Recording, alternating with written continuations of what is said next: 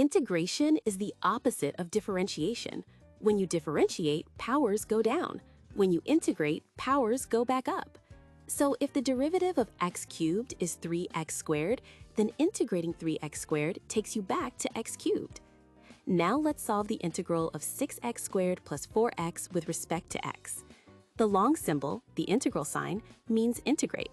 The dx at the end just tells us we are working with x, and the expression inside, 6x squared plus 4x, is what we want to reverse.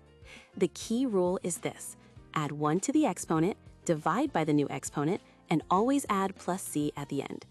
First, split the problem into two smaller integrals. That gives us the integral of 6x squared plus the integral of 4x. Integration distributes across addition, so this is completely valid and much easier to handle. Now do the first part slowly. We have the integral of 6x squared. Keep the 6. Focus on the x squared. Add 1 to the exponent. 2 becomes 3. Then divide by the new exponent, which is 3.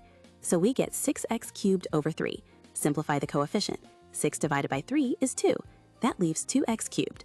Now the second integral, the integral of 4x. Remember that x really means x to the first power.